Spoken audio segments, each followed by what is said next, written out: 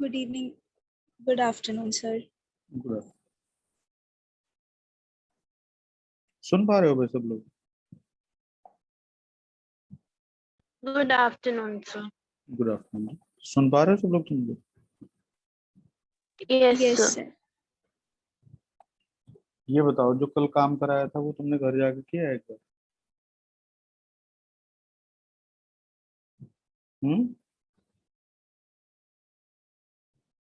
Hello,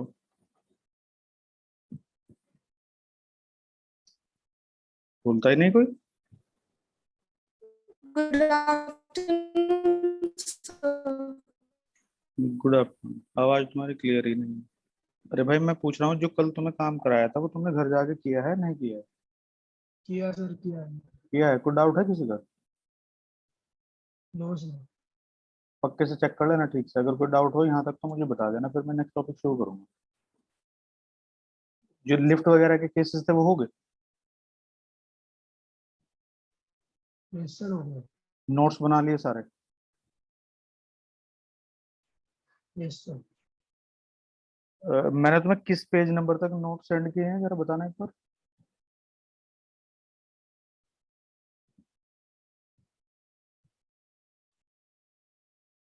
ध्रुव,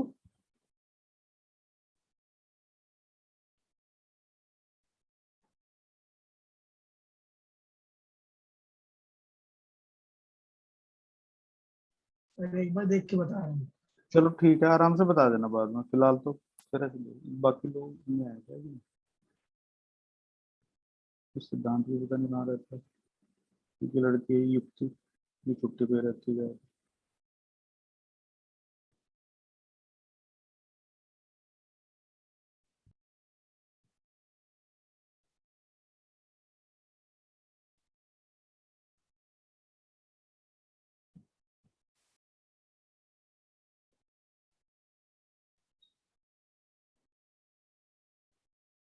हमारे school शुरू होंगे या बंद होंगे, कुछ पता चल रहा है? सर मंडे को तो सब सर बच्चों को एक स्कूल साथ तो बुला चल रहे रहे हैं हैं। अभी। बंद होने की पॉसिबिलिटी कितनी लग रही है? सर हमारे खुले थे लेकिन अब बंद हो गए। ऑफलाइन भी चल रही है और ऑनलाइन का भी ऑप्शन है। चलो कोई नहीं।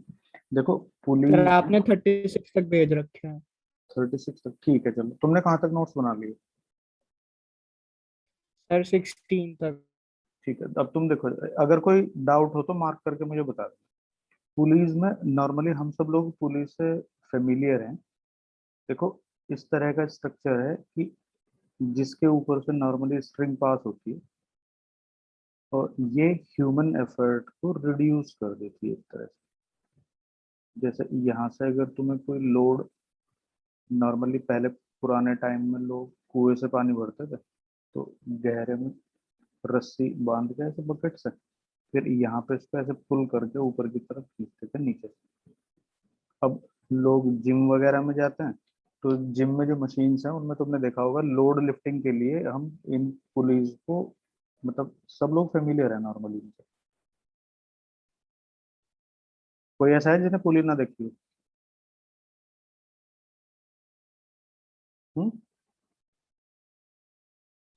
देखिए सर। सबने देखते ना, चलो ठीक है। अब नॉर्मली होता क्या है कि जो pulleys are taken to be massless if not stated। अगर पुलिस के मास के रिगार्डिंग तुम लोगों के पास कोई इंफॉर्मेशन नहीं है, तो हम पुलिस को मासलेस ट्रीट करेंगे। ये बात तुम अपने दिमाग में अच्छे से बैठा लेना, क्योंकि जो मासिव पुलिस होंगी ये फिर आगे जाके नया चैप्टर आएगा, रोटेशनल मोशन।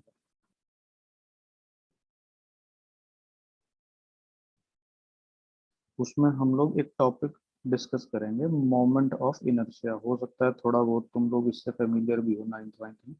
तो जब मासिव पुली होंगी तो वो बिल्कुल सेपरेटली डील की जाएंगी, उनके साथ एसोसिएटेड मोमेंट ऑफ इनर्शिया होता है, जो कि इस पूरे रोटेशनल मोशन का एक इम्पॉर्टेंट टॉपिक है।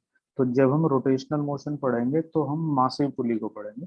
अगर तुम्हें रिगार्डिंग रेडियस ऑफ द पुली और मास ऑफ द पुली कोई इंफॉर्मेशन तुम्हारे पास नहीं है तो तुम पुली को मासलेस ट्रीट करोगे, ठीक है ना। ठीक है सर। अब मासलेस पुली का क्या एडवांटेज है कि जो स्ट्रिंग इसके ऊपर से पास होती है, इसमें दोनों तरफ टेंशन, मतलब through out the entire length of string tension same होती है। इसका एडवांटेज जो है वो यही है मासलेस पुली का, कि in case of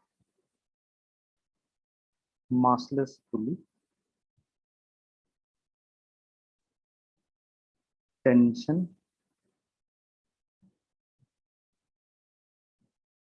throughout the length of string passing over the pulley. इससे जो टेंशन यहाँ पे होगी T, वही टेंशन दोनों तरफ यहाँ पे। एग्री हो ना इस बात से? यस। अगर तो मासलेस पुली है तो दोनों तरफ टेंशन सेम है, पर इन केस ऑफ मासिव पुली यहाँ टेंशन अलग होती है, यहाँ टेंशन अलग होती है। इन सारी चीजों को हम कल ही डिस्कस करेंगे, ठीक है। ठीक है सर। कल नहीं, सॉरी, मतलब जब हम रोटेशनल मोशन वाला टॉपिक डिस्कस करेंगे तो। अब जहां जहां पुली इन्वॉल्व है ये काफी कॉम्प्लेक्स स्ट्रक्चर होते हैं, मतलब हम मल्टीपल पुलीज का भी केस इसमें पढ़ेंगे आगे, क्योंकि सारी चीजें मल्टीपल पुलीज के केस में आगे जाके डील होने वाली है। यहाँ हम जो सिंपलेस्ट फॉर्म ऑफ पुली है वो है एटवुड मशीन। ये एटवुड मशीन जो है ये एक सिंपलेस्ट फॉर्म ऑफ पुली है,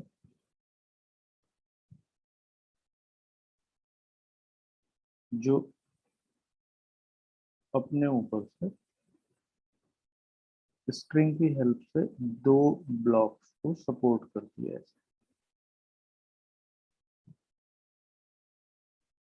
एग्री हो ना इस बात से?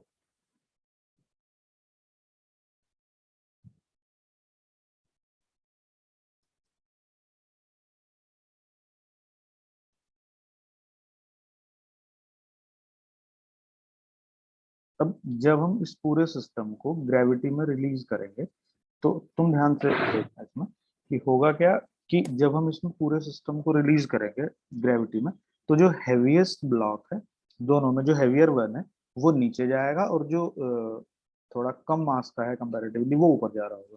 तो अगर हम यहाँ पे कहते हैं कि if m2 is greater than m1, तो जो मोशन होगी वो कुछ इस तरह से होगी। बोलो ये बात से एग्री हो नहीं? Yes sir.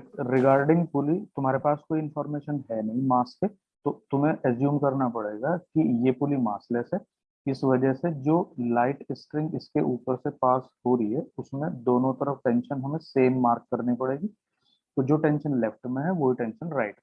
अब ध्यान से देखना, मतलब ऐसा समझो तुम लोग कि ये जो ये ब्लॉक है अभी, मतलब हम सिर्फ इमेजिन कर रहे हैं प्राइमरी, जब एफबीडी बनाएंगे तो उसको अलग से देखेंगे कि मान लीजिएगा जो M1 है वो 2 किलोग्राम है, तो इस तरफ कितना वेट लगेगा 20 न्यूटन 2G, और अगर ये 4 किलोग्राम है तो इधर कितना वेट लगेगा 40 Newton 4G।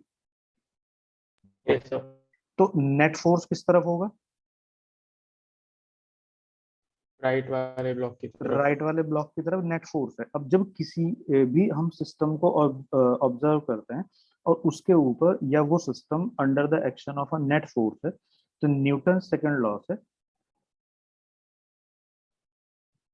External force acting on a system is equal to dp by dt। इसका केस 1 था कांस्टेंट मास के लिए, वो p इक्वल टू mv होता है, तो m कांस्टेंट था, तो फिर dv बाई dt के केस में ये ma वाला सीन बनता था। बनता था। तो इसका मतलब फिर ये नहीं होगा कि जब ये पूरा system under the action of a force है तो ये पूरा सिस्टम एक्सेलरेटेड होगा। होगा सर। थोड़ा सा अपना अगर तुम लोग व्यू चेंज करो, देखने का तरीका अगर तुम लोग अपना चेंज करते हो थोड़ा सा, तो तुम मुझे ये बताओ कि इस पूरे सिस्टम को अगर मैं मतलब इस स्ट्रिंग को थोड़ा इधर की तरफ और इसको थोड़ा इधर की तरफ मैं अगर फ्लैट करता हूँ और मैं ऑब्जर्व करूँ इसे कुछ इस तरह से, तो क्या ये ऑब्जर्वेशन तुम्हारे दिमाग में आएगी या नहीं आएगी? समझ नहीं आया सर, ये क्या करा आपने? भाई मैंने ये किया कि दोनों ब्लॉक को हाथ से पकड़ के इन स्ट्रिंग को ऐसे हॉरिजॉन्टल कर दिया। एक लाइन में कर ठीक है सर, देते हैं। नहीं समझ आया? आ गया सर। अब इस पे इधर की तरफ 20 न्यूटन फोर्स था, इस पे इधर 40 न्यूटन था, तो इस पूरे सिस्टम पे नेट फोर्स इधर की तरफ 20 न्यूटन था, तो दोनों के दोनों एक ही तरफ तो एक एक्सेलरेशन से ट्रेवल कर रहे होंगे। Yes sir. अगर मैं यहाँ पे पुली एडजस्ट कर दूं एक, और फिर मैं इसको ऊपर से रिलीज कर दूं, तो दोनों यूं ही तो लटक जाएंगे जैसे इधर की तरफ। हाँ सर। समझ पा रहे हो? मतलब इसका एक देखने का बस तरीका है ये अलग से, कि ये कोई नई चीज नहीं पढ़ रहे हैं हम, जो पीछे से पढ़ के आए उसी को डिस्कस कर रहे हैं। अब किसी भी फोर्स्ड सिस्टम को एनालाइज करने का तरीका क्या होता है कि उसमें एफबीडी इन्वॉल्व, बना। हाँ उसमें इन्वॉल्व जो कंपोनेंट्स हैं उनका हम एफबीडी बना लेते हैं। तो यहाँ पे दो मासेस हैं M1 और M2, तो अगर हम इनका एफबीडी बनाते हैं तो एफबीडी बनाने में हमें क्या ध्यान रखना पड़ता है कि हम कहाँ से सिस्टम को ऑब्जर्व कर रहे हैं। रेफरेंस फ्रेम जो है वो सबसे ज्यादा इंपॉर्टेंट होता है। तो हम सपोज कीजिएगा ग्राउंड से इस पूरे सिस्टम को ऑब्जर्व कर रहे हैं, तो ग्राउंड पे अगर हम हैं तो हम किस तरह के रेफरेंस फ्रेम में हैं?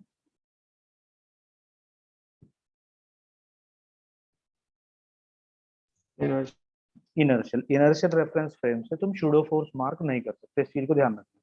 तो ये जो M2 है, अब देखो अब इस आदमी को ये पता है कि जब ये अर्थ की ग्रेविटी में है तो इसको पता है कि अर्थ सब चीजों को अपने सेंटर की तरफ अट्रैक्ट करती है, mg। तो इसको भी तो कर रही होगी M2 को, तो किधर की तरफ कर रही होगी? Downward direction. ये फिर यस। स्ट्रिंग की इस ब्लॉक के ऊपर स्ट्रिंग की टेंशन हमेशा किस तरफ मार्क होती है? Tension away from the body. तो M2 के लिए अवे फ्रॉम द बॉडी किस तरफ है? अपर अपवर्ड्स। डायरेक्शन। देखो अब तुम खुद से ही तो मार्क कर रहे हो। अब देखो M1 के लिए ग्रेविटी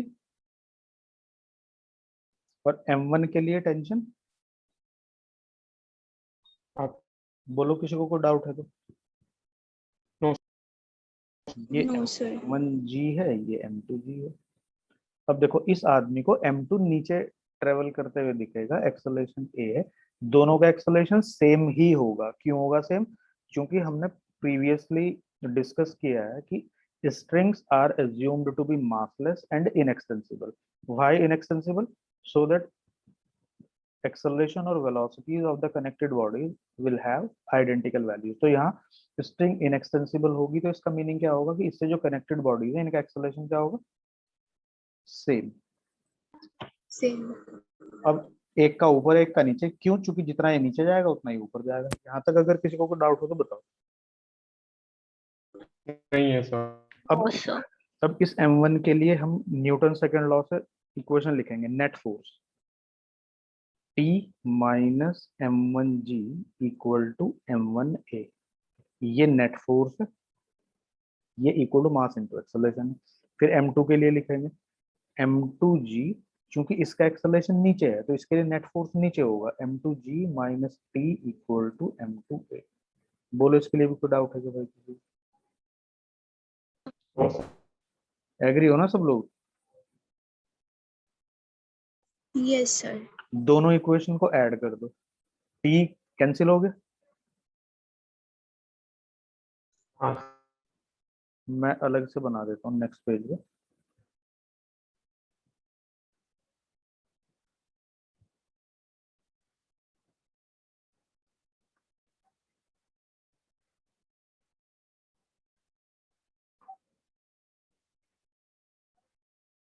अगर मैं दोनों को ऐड कर देता हूँ तो T कैंसिल हो जाएगा, तो यहाँ से A की डायरेक्ट वैल्यू आ जाएगी। m2 minus m1g। ये ध्यान रख लेना, अगर तुम्हारे स्कूल में सब्जेक्टिव पेपर है तो हर एक ब्लॉक का फ्री बॉडी डायग्राम बना के और पूरा सब कुछ इसी तरह से सॉल्व करके दिखाना पड़ेगा, नहीं तो कोई रिलेवेंस है नहीं। मतलब तुम लोग ये डायरेक्ट फॉर्मूला अप्लाई नहीं कर सकते, ऑब्जेक्टिव पेपर है तो कैसे भी कर सकते हो। फिर इस टी की वैल्यू उठा के रख दो कहीं पर, सॉरी ए की वैल्यू, तो टी कितना हो जाएगा m1g प्लस m1a। ए कितना है m2 minus m1g upon m1 plus m2। Solve करो क्या आएगा, m1 m2 m1 square m1 m2 m1 square m1 square तो कैंसिल हो गया। देखना जरा एक बार, यही आया,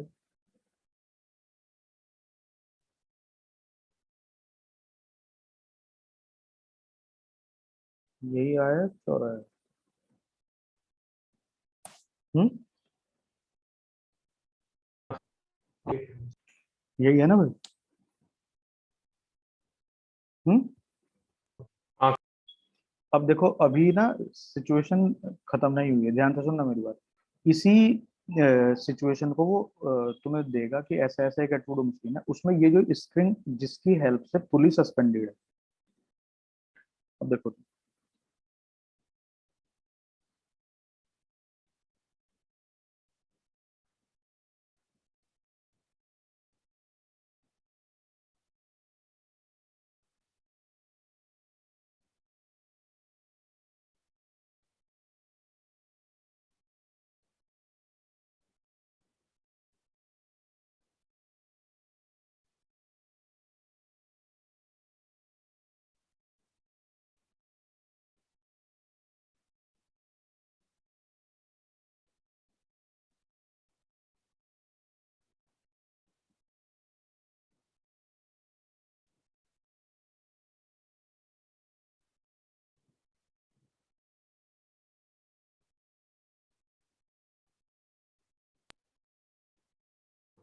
देखो पूरे अगर पिछले केस को हम एनालाइज करते हैं तो यहाँ पे एक स्ट्रिंग कनेक्टेड थी।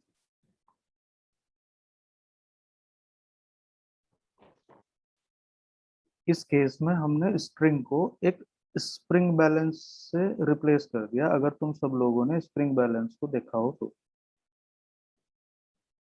कितने लोगों ने नहीं देखी स्प्रिंग बैलेंस?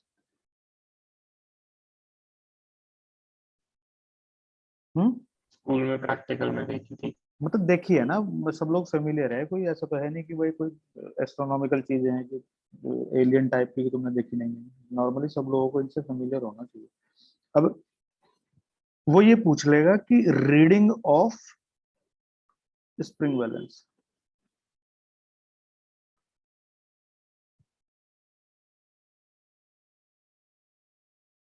तो रीडिंग ऑफ स्प्रिंग बैलेंस किससे डिसाइड होगी?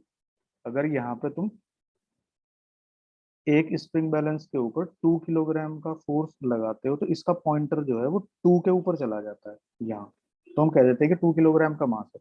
पर बेसिकली ये 20 न्यूटन 2g 20 न्यूटन फोर्स नीचे लगा के इस स्प्रिंग को स्ट्रेच कर रहा होता है। अभी हम इसी चैप्टर में आगे जब स्प्रिंग पढ़ेंगे तो उसमें हुक्स लॉ वगैरह पढ़ेंगे तो चीजें थोड़ी और अच्छे से समझ आएगी, पर तुम फिलहाल ये समझ लो कि इसी तरह की सिचुएशन तो होती है वहां पे।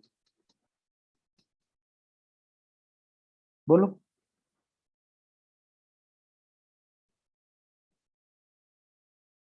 आवाज जा रही है क्या भाई सबको? Yes sir. हाँ, तो अगर तुम्हें reading of spring balance calculate करनी है तो तुम्हें स्प्रिंग बैलेंस के ऊपर फोर्स कैलकुलेट करना पड़ेगा।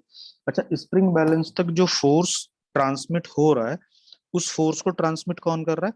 ये जो जिस स्ट्रिंग को मैं हाईलाइट कर रहा हूँ इसको देखना जरा, ये वाली स्ट्रिंग जो है ये स्प्रिंग बैलेंस तक फोर्स को ट्रांसमिट कर रही है, देख रहे हो? हाँ सर। तो अगर हम ये कहें कि इस स्ट्रिंग में टेंशन है टी नॉट, तो वो, और यहाँ पे कितनी मार्क करी थी हमने? टी। टी को हम पहले कैलकुलेट कर चुके हैं, तो जो टी नॉट है वही force on the spring balance है, उसी से ही रीडिंग डिसाइड होगी स्प्रिंग बैलेंस की। तो अब देखो हम क्या करेंगे फिर ऐसे केस में, हम भाई ये करेंगे कि पुली का फ्री बॉडी डायग्राम बना देंगे ऐसे।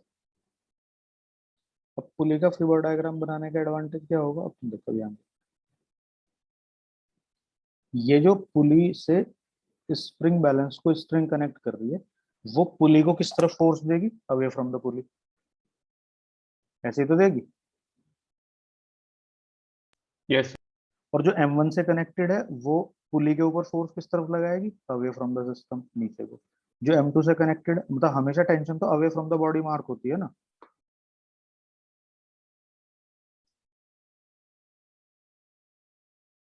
बोलो भाई। Yes, sir. इसके ऊपर जो स्प्रिंग बैलेंस है वो ये है। तो अगर तुम इस स्प्रिंग बैलेंस के ऊपर फोर्स देखने में इंटरेस्टेड हो, तो ये स्ट्रिंग जो है जो इसको कनेक्ट कर रही है वो इस पे ऐसे फोर्स लगा रही है। तो अब तुम जरा इनको मार्किंग कर दो। इस स्ट्रिंग में tension T not away from the body, pulley के ऊपर force T not away from the body, यहाँ पे T away from the pulley, T away from the pulley. अब तुम ये देखो, ये पुली रेस्ट पे है, मतलब ना ऊपर शिफ्ट हो रही है ना नीचे शिफ्ट हो रही है। तो being on rest, net force on the पुली कितना होगा,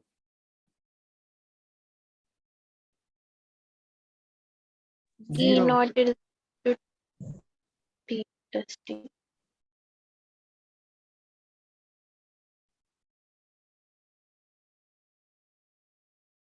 ये तो जीरो ही होगा ना।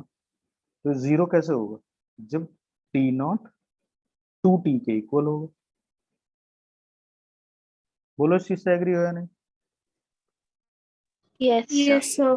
T अभी हमने प्राइमरीली कैलकुलेट किया है, twice of M1 M2 upon M1 plus M2 G।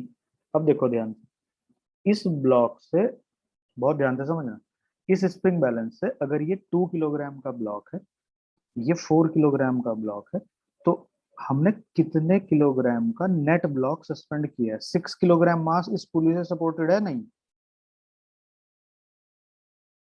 Yes sir. तो अब देखो यहाँ पे हम वैल्यूज रख के देखते हैं जरा।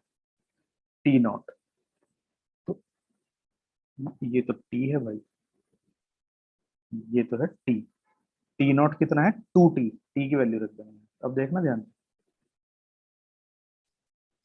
जो T नॉट है वो है ट्वाइस ऑफ T, और T कितना है 2, M1 2, M2 4, G अपॉन 6, ठीक तो है। Yes sir. कितना हो गया,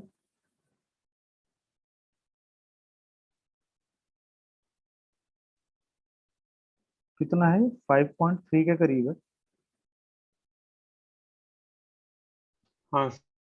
तो 5.3 का मतलब 53 न्यूटन के करीब है, और ये 6 न्यूटन के 6 किलोग्राम से 60 न्यूटन होना चाहिए था।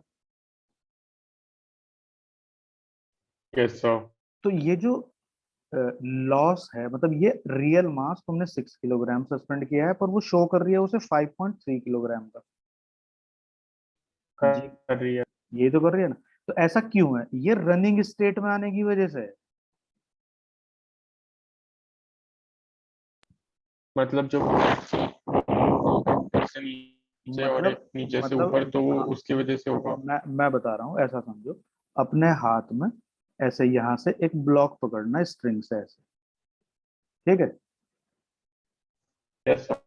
और अपने हाथ को तेजी से नीचे की तरफ लाना, तो तुम देखना कि तुम्हारे हाथ के ऊपर फोर्स तुम्हें थोड़ा हल्का फील होगा। होगा। Yes. तो उसी वजह से ये जो लॉस इन मास है, ये मोशनल स्टेट की वजह से। ठीक है सर। यहाँ तक किसी को कोई डाउट होता है तो मुझे बता दो भाई। वो सर एक लेकिन बार सिर्फ उतने टाइम के लिए होगा ना जितने टाइम के लिए वो मोशन में है। हाँ, जब रेस्ट पे आ जाएगा तो फिर से 6 किलोग्राम आ जाएगा, फिर ए की वैल्यू तो नहीं होगी ना, फिर ए तो खत्म हो जाएगा। Yes sir. बोलो भाई, किसी को प्रॉब्लम है क्या कोई यहाँ पे।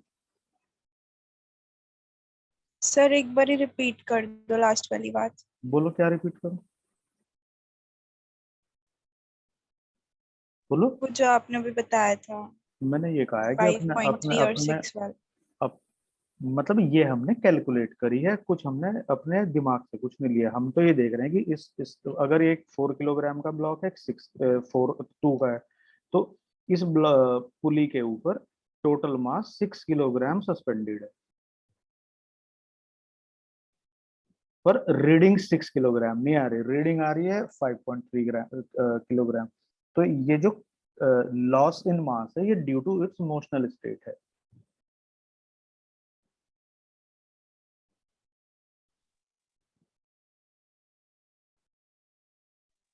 ठीक है सर।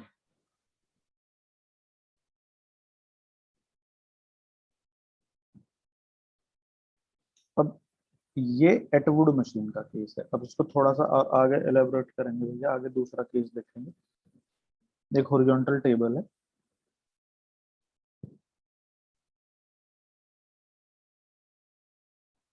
इस हॉरिजॉन्टल टेबल के ऊपर यहाँ पर एक पुली है, ये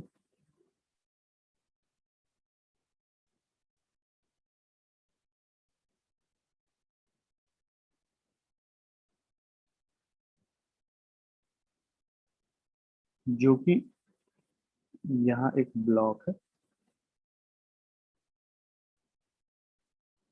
और यहाँ नीचे दूसरा ब्लॉक, इनको कनेक्ट कर रही है एक स्ट्रिंग आपस में। ये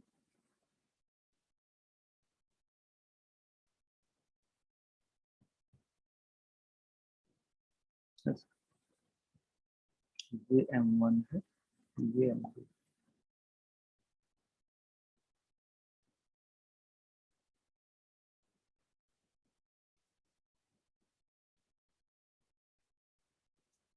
अभी हमने फ्रिक्शन इन्वॉल्व नहीं किया है, तो सारे जो सरफेसेस हैं वो स्मूथ है। जब फ्रिक्शन पड़ेंगे तो फ्रिक्शन भी आ जाएगा इन्हीं सारे केसेस में।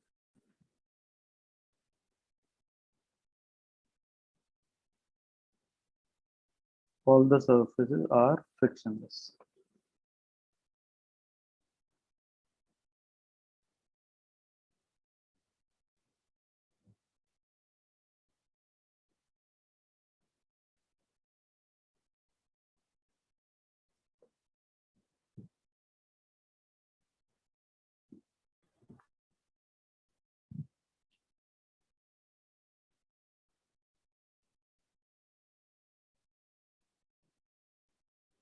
अब यहाँ पे क्या होगा, देखो ध्यान से, कि जब हम इस सिस्टम को रिलीज करेंगे तो ये अपने वेट की वजह से नीचे की तरफ ट्रेवल कर रहा होगा।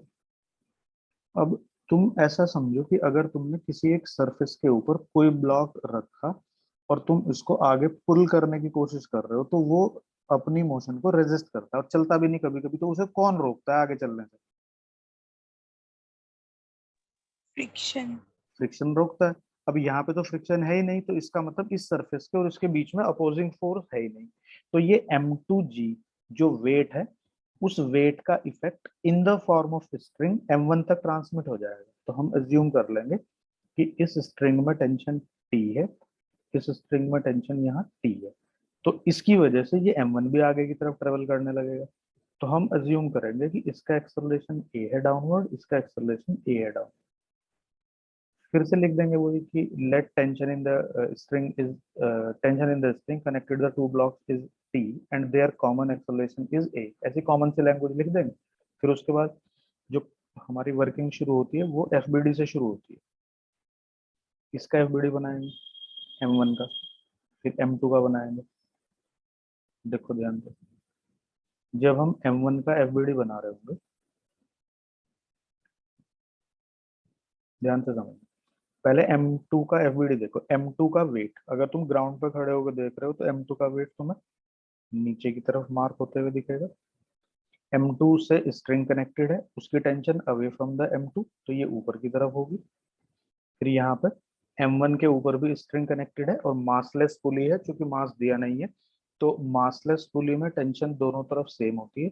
तो ये टेंशन T M1 से कनेक्टेड होने की वजह से अवे फ्रॉम द बॉडी इधर मार्क होगी। फ्रिक्शन कुछ है नहीं, तो पीछे की तरफ कोई फोर्स नहीं होगा। अब इसको जरा, जो मैं नॉर्मल कॉन्टैक्ट फोर्स मार्क कर रहा हूँ, उसको थोड़ा ध्यान से देखना।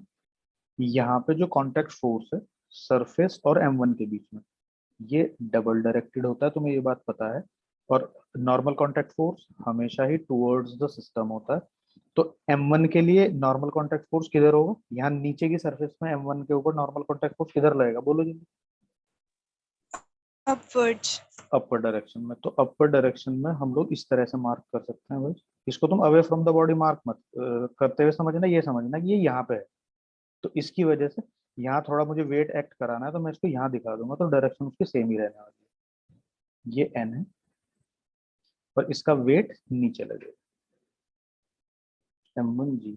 इसका एक्सेलरेशन जो है वो भी आगे की तरफ ही है, इधर की तरफ। ए, इसका एक्सेलरेशन भी आगे की तरफ है ए। ये टेंशन T है, ये टेंशन T है। चलो जल्दी ये बताओ, ये बात समझ आई सबको? नहीं? यस अब देखो Yes, sir. इस M2 के लिए तुम इसको एक्सेलरेट होते हुए देख रहे हो नीचे, तो M2 के लिए तुम इक्वेशन क्या लिखने वाले हो?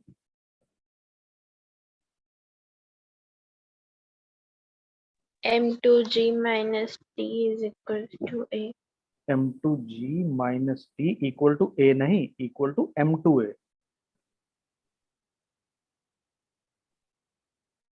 अब देखो ये ब्लॉक है M1, ये इस डायरेक्शन में मोशन में नहीं है,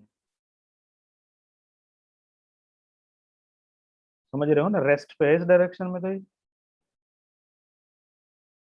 यस तो इसका मतलब N इक्वल टू M1G है। इसकी मुझे जरूरत नहीं है तो मैं लिखूंगा भी नहीं। पहले ये चेक करो, ये जो M1 है ये मोशन कौन सी डायरेक्शन में है इसकी? राइट में। यस तो राइट में उसके ऊपर कितना फोर्स है? तो only force acting on M1 is T। तो F net equal to M है। किसी को कोई प्रॉब्लम है क्या यहाँ तक? नहीं ये इक्वेशन नंबर 1 है भाई नीचे वाली। ये कैसे मार्क? इन दोनों को ऐड कर दो, तो यहाँ से A हो गया कितना? M2 plus M2G upon M1 plus M2। और इसकी वैल्यू उठाओ और इस इक्वेशन में डाल दो यहाँ पे, तो तुम्हें T भी तो मिल गया। M1 M2। यस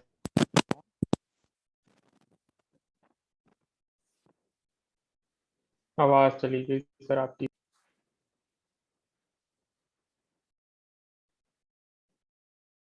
नहीं आ रही।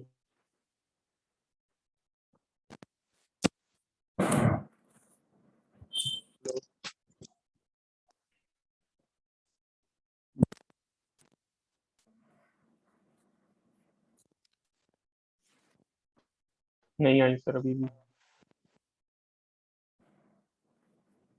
हेलो, आ गई। मैं कह रहा हूँ कि ए भी कैलकुलेट हो गया, टी भी कैलकुलेट हो गया, तो ये तो हमारा कुछ काम तो हो गया ना यहाँ पर। Yes sir. अब ये ध्यान से देखना, इसमें मैं थोड़ा हाईलाइट कर देता हूँ अलग कलर से। टाइम भी खत्म होने वाला है आज, फिर रात को एक सेशन और रख लेंगे 10 बजे। ये देखो तुम, ठीक ये जो मैं ग्रीन कलर से हाईलाइट कर रहा हूँ ना भैया, दूसरा कलर कोई ले लूँ, मैं ब्लैक कलर ले लूँ। यहाँ से देखो, ये रॉड है जो पुली को सपोर्ट कर रही है, हाँ सर। तो वो पूछ लेगा इसके ऊपर कितना फोर्स है। अब देखना ध्यान से, ये रॉड इसको पुली को सपोर्ट कर रही है, तो पुली के ऊपर से ये दो स्ट्रिंग पास हो रही है। तो ऐसा समझो कि ये दोनों स्ट्रिंग इस पुली पे फोर्स लगा रही है, पुली नीचे की तरफ जाने की कोशिश कर रही है, उसको ये हिंज रोक रही है। तो एक्शन रिएक्शन पेयर से force on the hinge by the pulley equal to force on the pulley by the hinge.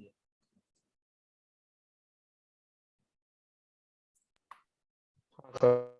तो उसके लिए मुझे क्या करना पड़ेगा? उसके लिए मुझे पुली का फ्री बॉडी डायग्राम बनाना पड़ेगा। पुली के लिए दो फोर्सेस हैं बस ये, तो इन दोनों का रिजल्टेंट अगर तुम्हें याद हो, दो वेक्टर जो परपेंडिकुलर होते हैं, a1 square a square plus b square plus 2ab cos theta cos 90 0, ये वाली टर्म जीरो हो जाएगी, तो इन दोनों का रिजल्टेंट कितना आएगा? t√2।